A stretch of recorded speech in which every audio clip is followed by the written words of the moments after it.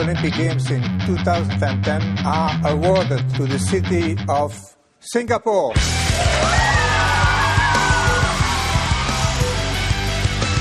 When I look back over the last 2.5 years, if you don't mind, just be slightly reflective at this point in time. I suppose the first hurdle was to bid or not to bid. I was one of the early converts, and I felt it was a strategic opportunity for Singapore. This was a right size and right timed event, which we could do, which we could deliver, and because it is the first, it would always be special. We would literally set the standard, set the benchmark. And if you look at what we've done, particularly with the Culture and Education Program, with the Youth Olympic Village, we have really broken new ground. And broken new ground and set standards not only for future Youth Olympic Games, but I suspect some of these elements will also be seriously considered by the IOC, even for the Summer or Winter Olympics. So I'm very sure that we made the right decision. The second crunch point that came up for me was the budget. Both the IOC as well as MCYS wanted to spend as little money as possible. The reason for that is you want ultimately the Youth Olympic Games to be able to be hosted by many other cities, many other smaller cities, and many cities with limited budgets. So we were always very, very conscious about spending money. But at the end, nearer the final phase, when it became clear that our initial estimates were wrong, I had to make a decision. Do we really go in half-baked?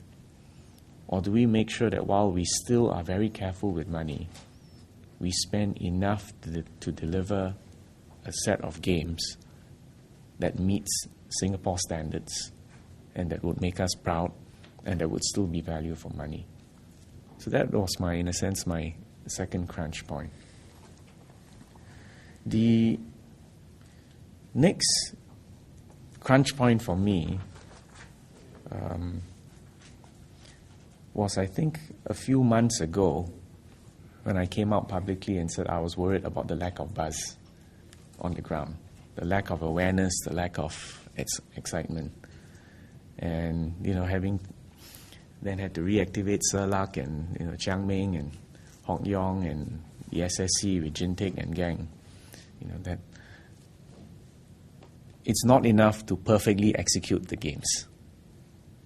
You have to enthuse and excite and engage people.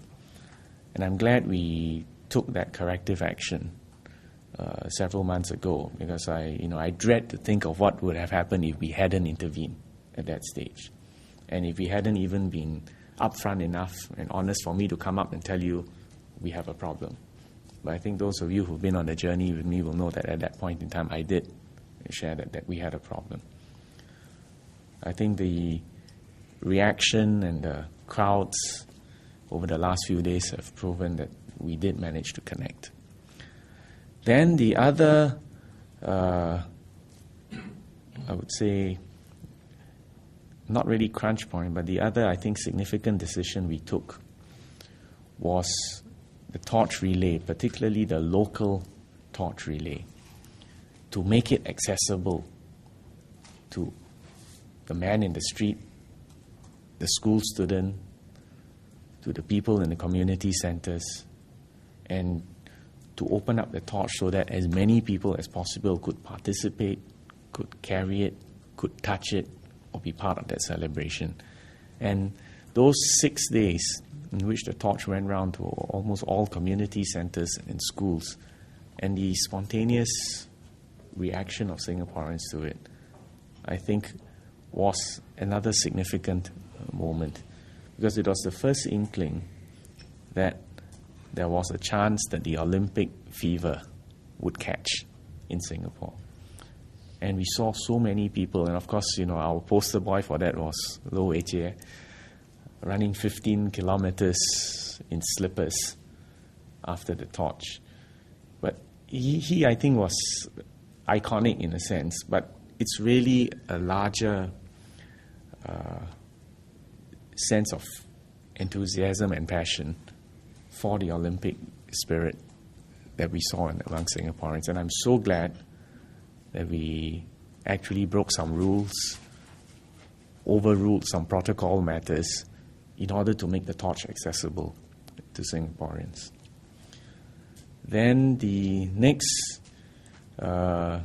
issue that I confronted within the first day, I remember on Sunday, tickets sold out, but seats empty in the house.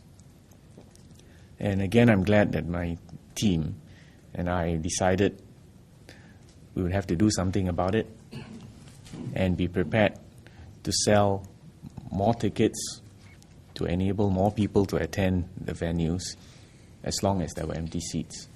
Now, this was a risk because if we had oversold significantly and we ended up with people having tickets and being locked out of venues, or worse, if we had overcrowded the venues and compromised safety, we would have had a massive problem on our hands.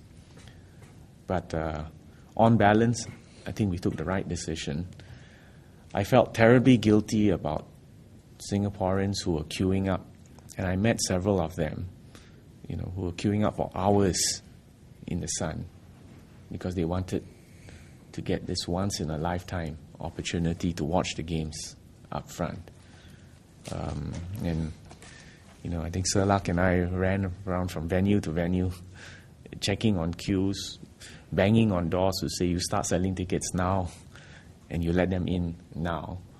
And I'm sure you'll be able to find Singaporeans who saw me in those queues and literally unlocking doors for them. But anyway, it was a problem because prior to this, we had a policy of one ticket for one seat, and it really was suboptimal.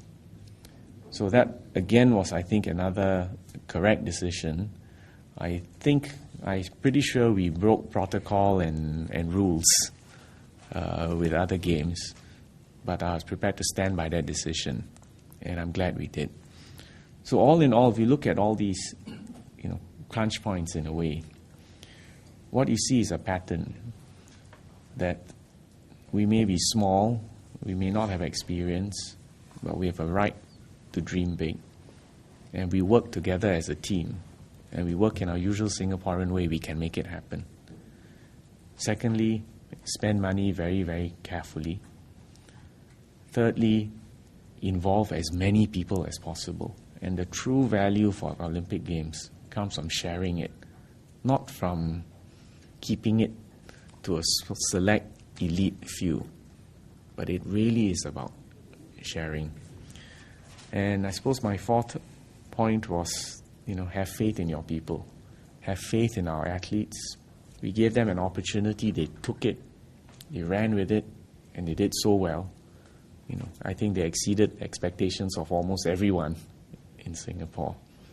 And the other point is Singaporeans, that Singaporeans can smile, can solve problems, can be so friendly, so warm, and that sense of quiet pride and the strength of the relationships that were built up.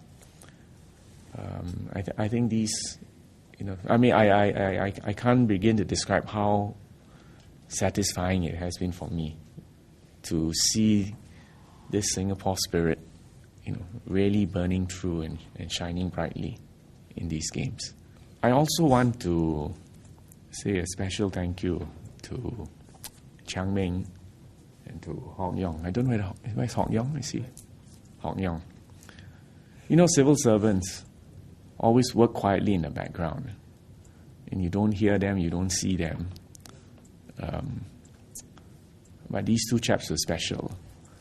I think we wouldn't have won the bid without Chiang Ming organizing it. And I hope people remember that Chiang Ming chaired the bid committee.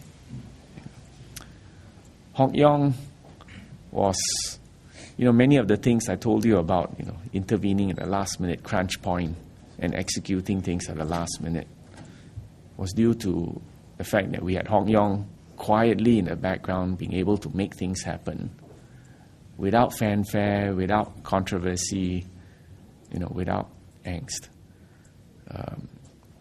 I've been very lucky to have both of them with me now, 6 years? 6.5 years.